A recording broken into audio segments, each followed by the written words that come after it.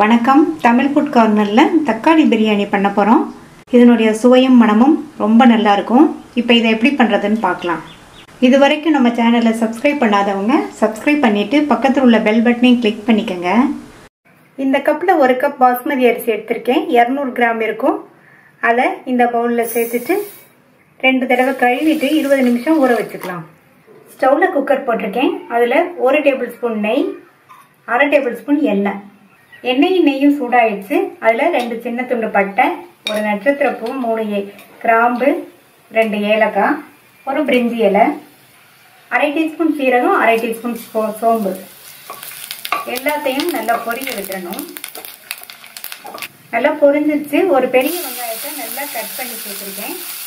இந்த வெங்காயம் கண்ணாடி பதம் வர வரைக்கும் வதக்கணும்.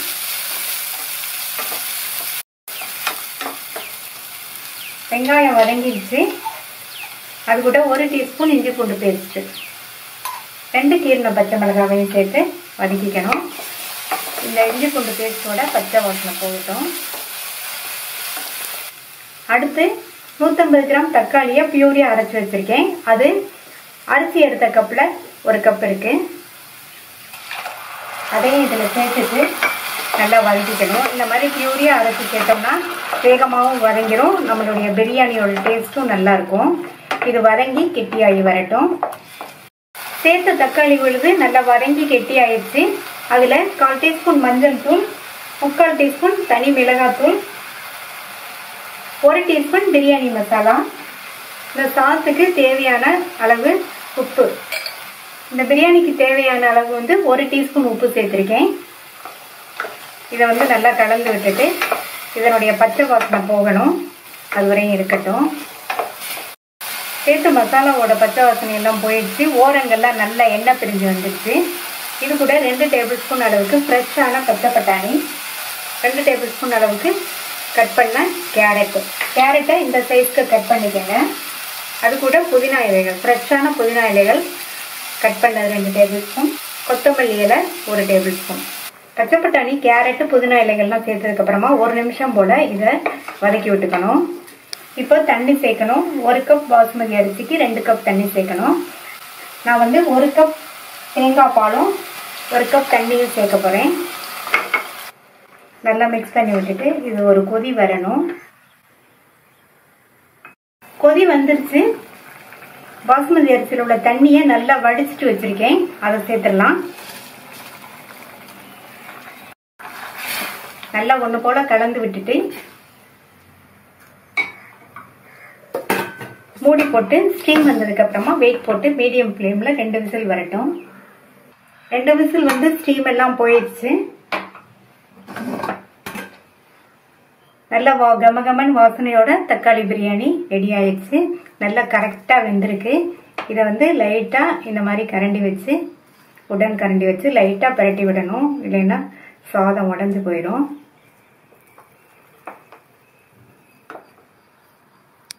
டேஸ்டான ஈஸியாக பண்ணக்கூடிய தக்காளி பிரியாணி ரெடி ஆயிடுச்சு.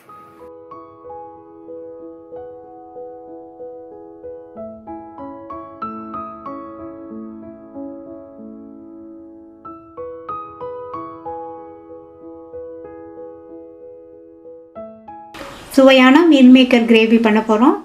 மட்டன் குழம்பு டேஸ்ட்லேயே ரொம்ப நல்லாயிருக்கும்.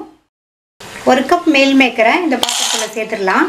நல்லா கொதிக்கிற தண்ணியை முங்குற அளவுக்கு ஊற்றிட்டு மூடி வச்சிடலாம். 10 நிமிஷம் இருக்கட்டும். 10 நிமிஷமாக கொதிக்கிற தண்ணியில் ஊறிடுச்சு. இந்த தண்ணியை வடிச்சிடலாம். இதில் நார்மல் தண்ணியை ஊற்றிட்டு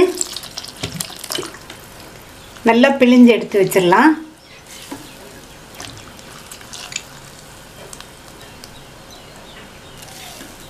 இந்த மிக்ஸி ஜாரில் 1/4 கப் தேங்காய் துருவல், 1/2 டீஸ்பூன் கசகசா, 1/2 டீஸ்பூன் சோம்பு, 1/2 டீஸ்பூன் சீரகம், 1/4 டீஸ்பூன் மிளகு, கொஞ்சமாக தண்ணி சேர்த்து நல்லா நைஸ் பேஸ்ட்டாக அரைச்சிட்டு வந்துடலாம். கடாயில் 2 டேபிள் ஸ்பூன் எண்ணெய் விட்டு சூடாயிடுச்சு. அதில் கொஞ்சமாக பட்டை, 2 கிராம்பு, ரெண்டும் பொரிஞ்சதுக்கப்புறமா 1/2 கப் போல் பொடியை கட் பண்ண வெங்காயம். இந்த வெங்காயம் ஓரளவு வதங்கணும். வெங்காயம் லைட்டாக கலர் மாதிரி வதங்கிடுச்சு. அது கூட 1 டீஸ்பூன் இஞ்சி பூண்டு பேஸ்ட் சேர்த்து ஒரு நிமிஷம் போல் வதக்கிக்கணும். அப்போ தான் அதனுடைய பச்சை வாசனை போகும். அதுக்கப்புறமா 2 மீடியம் சைஸ் தக்காளியை கட் பண்ணி வச்சுருக்கேன். அதையும் தக்காளி சேர்த்துட்டு அது கூட கொஞ்சமாக உப்பு சேர்த்து வதக்கி விட்டுட்டு மூடி வச்சிடலாம். இந்த மாதிரி மூடி வச்சிட்டோம்னா தக்காளி நல்லா சாஃப்ட் ஆயிரும்.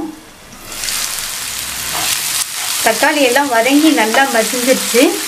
அது கூட 1/4 டீஸ்பூன் மஞ்சள் தூள், 1 டீஸ்பூன் தனி மிளகாத்தூள் உங்கள் காரத்துக்கு தகுந்தபடி சேர்த்துக்கங்க. 1/2 டீஸ்பூன் தனியாத்தூள், கொத்தமல்லி தூள், அது கூட 1/4 டீஸ்பூன் கரம் மசாலா தூள் சேர்த்துட்டு இதை நல்லா வதக்கி விட்டுக்கலாம். கொஞ்சமாக தண்ணி தெளித்து விட்டுட்டு வதக்கிக்கலாம். இந்த மசாலா பொடியோட பச்சை வாசனையெல்லாம் போகட்டும். மசாலாவோட பச்சை வாசனையெல்லாம் போயிடுச்சு. நல்லா பிழிஞ்சு வச்ச இந்த மீல் மேக்கரை சேர்த்துடலாம். சேர்த்துட்டு நல்லா ஒரு பெரட்டி விட்டுறணும். நல்லா பெரட்டி விட்டுட்டு தேங்காய் விழுதை சேர்த்துடலாம். மிக்ஸி ஜாரை கழுவி தண்ணி சேர்த்துடலாம். சேர்த்துட்டு நல்லா கலந்து விட்டுறணும். இது கூட 1 கப் போல் தண்ணி சேர்த்துடலாம். தேவையான அளவு உப்பு, தக்காளி வதங்கும் போது கொஞ்சம் உப்பு சேர்த்தோம், அதை பார்த்து கனெக்ட் பண்ணி கொஞ்சம் சேர்த்துக்கங்க. சேர்த்துட்டு நல்லா கலந்து விட்டுறலாம். இப்போது கொதிக்க ஆரம்பிச்சிருச்சு. மூடி போட்டுடலாம். தேங்காய் விழுதோட பச்சை வாசனை போய் மீல் மேக்கரும் நல்லா வேகணும். அதுக்கு ஒரு 5-6 நிமிஷம் ஆகும். அது வரையும் இருக்கட்டும். மூடி வச்சு 5-6 நிமிஷத்துக்கு மேலேயே ஆயிடுச்சு. மீல் மேக்கரும் மசாலாவோடு சேர்ந்து நல்லா வெந்துருச்சு. கடைசியாக இதில் கொத்தமல்லி தழையை சேர்த்துடலாம். சேர்த்துட்டு கலந்து விட்டுட்டு ஸ்டவ் ஆஃப் பண்ணிடலாம். சுவையான மீல் மேக்கர் கிரேவி ரெடி ஆயிடுச்சு.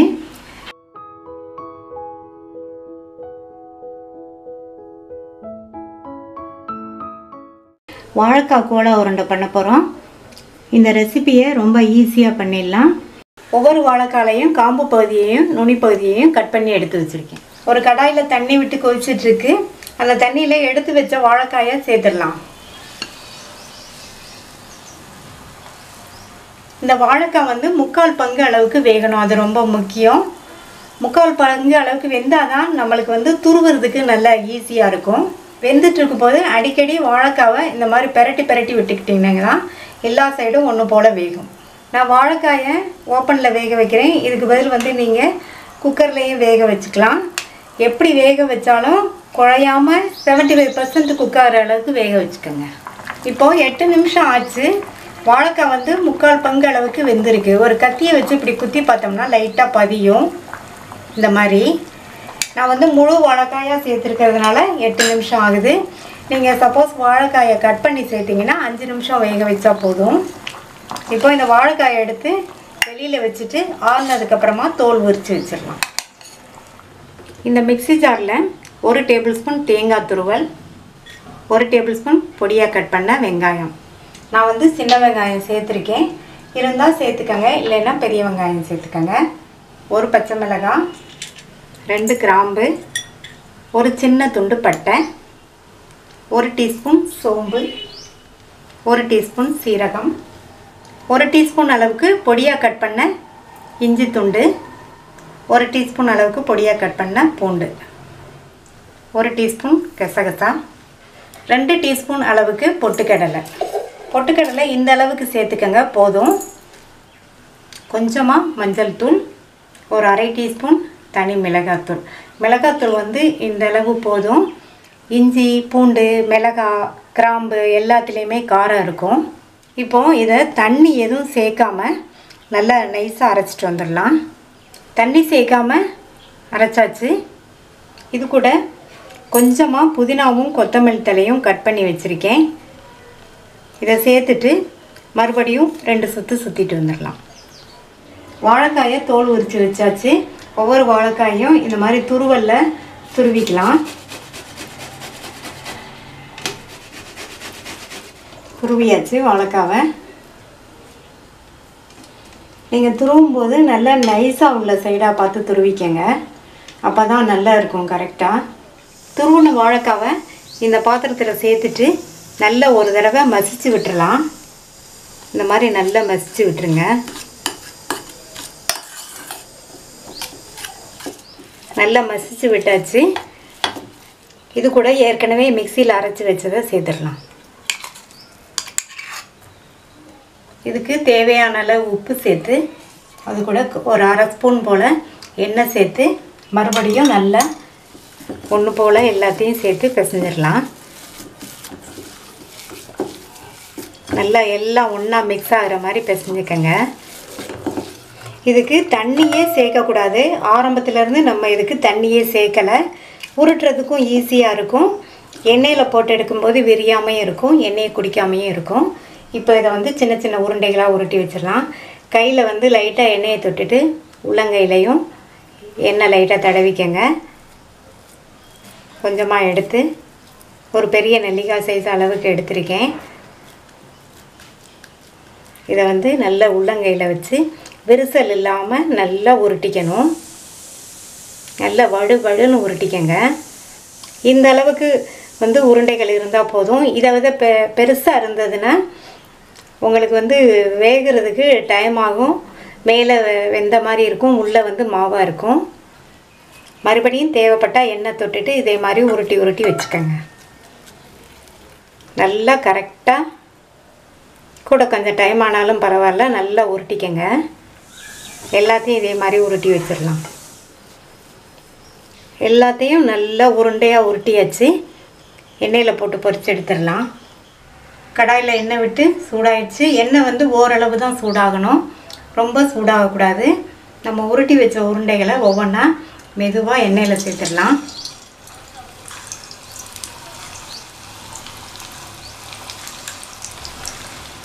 உடனே பரட்டி விட்டுறாதீங்க. ஸ்டவ் வந்து நிதானமான தீயில் வச்சு தான் இந்த கோலா உருண்டையை போட்டு எடுக்கணும். ஹை ஃப்ளேமில் இருந்ததுன்னா மேலே நல்லா ப்ரௌன் கலராக இருந்து வெந்த மாதிரி இருக்கும், உள்ளே வந்து வெந்திருக்காது. அதே மாதிரி பரட்டி விடுறது வந்து ரொம்ப லைட்டாக இந்த மாதிரி பரட்டி விடுங்க. அப்போ தான் வந்து உடையாமல் இருக்கும். இந்த கோலா உருண்டை மட்டன் டேஸ்ட்லேயே ரொம்ப நல்லாயிருக்கும் சாப்பிட்றதுக்கு. நீங்களும் ஒரு தடவை கண்டிப்பாக ட்ரை பண்ணி பாருங்கள். சாம்பார், ரசம், தயிர் சாதம், வெரைட்டி ரைஸ் எல்லாத்துக்குமே சைட் டிஷ்ஷாக வச்சு சாப்பிட்றதுக்கு ரொம்ப ரொம்ப நல்லாயிருக்கும். ஈவினிங் டயத்தில் ஸ்நாக்காகவும் இதை செஞ்சு சாப்பிட்டுக்கலாம். இந்த மாதிரி லைட்டாக பரட்டி விட்டு பபிள்ஸ் எல்லாம் அடங்கினதுக்கப்புறம் நல்ல கோல்டன் ப்ரௌனாக வரும். அந்த ஸ்டேஜில் எடுத்துடலாம். நம்ம இப்போ ரெடி பண்ண மாதிரி எந்த ஸ்டேஜ்லேயுமே தண்ணி சேர்க்காமல் பிசைஞ்சு இந்த கோலா உருண்டை செஞ்சோம்னா நல்லா பாருங்கள் உடையாமல் நல்லா சூப்பராக வரும். இப்போது பபிள்ஸ் எல்லாம் நல்லா அடங்கிடுச்சு, கோல்டன் ப்ரௌனாகவும் வந்துருச்சு. எடுத்துடலாம்.